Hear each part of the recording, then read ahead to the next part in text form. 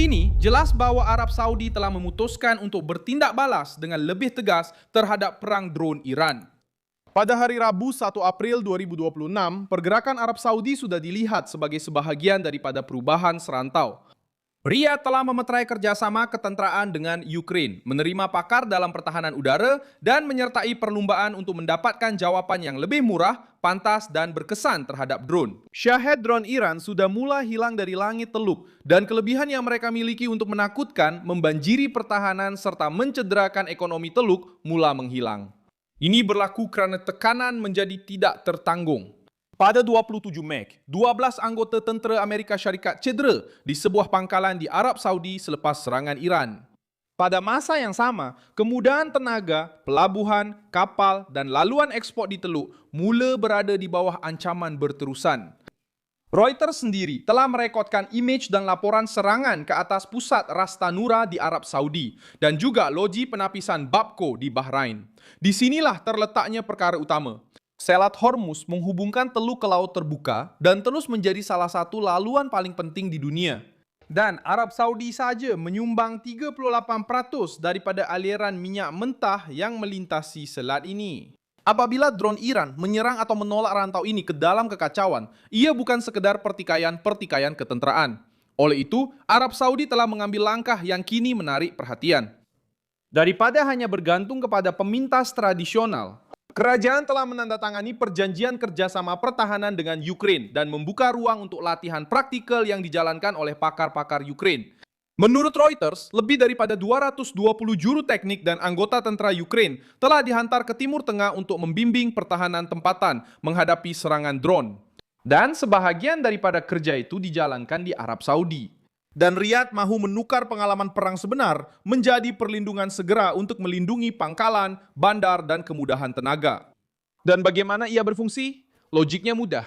Drone Shahed menjadi berbahaya kerana ia memaksa pihak pertahanan menggunakan peluru berpandu yang sangat mahal untuk menembak jatuh sasaran yang murah. Tindak balas Ukraina adalah dengan mencipta pemintas yang ringan, pantas, dan jauh lebih murah.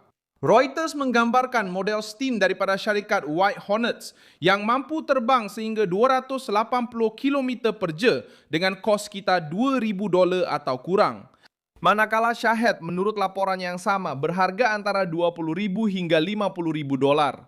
Di sinilah keadaan berubah dan ugutan ekonomi Iran mula kehilangan kekuatannya.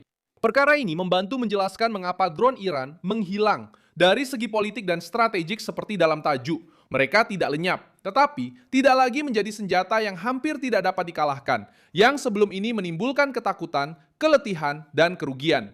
Apabila pertahanan mula menembak jatuh kawanan itu dengan cara yang lebih mudah dan dalam skala yang lebih besar, Iran kehilangan 3 perkara sekaligus: kejutan, tekanan ekonomi, dan propaganda.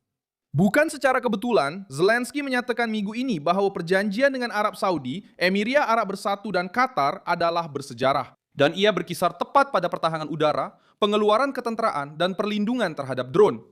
Masih ada satu sebab politik di sebalik perubahan ini. Sumber dari Teluk memberitahu Reuters bahwa Arab Saudi, Emiria Arab Bersatu, dan Bahrain tidak hanya mahukan gencatan senjata sementara. Mereka mahu melemahkan secara kekal keupayaan Teheran untuk menggunakan peluru berpandu, drone, dan Selat Hormuz itu sendiri sebagai alat ugutan.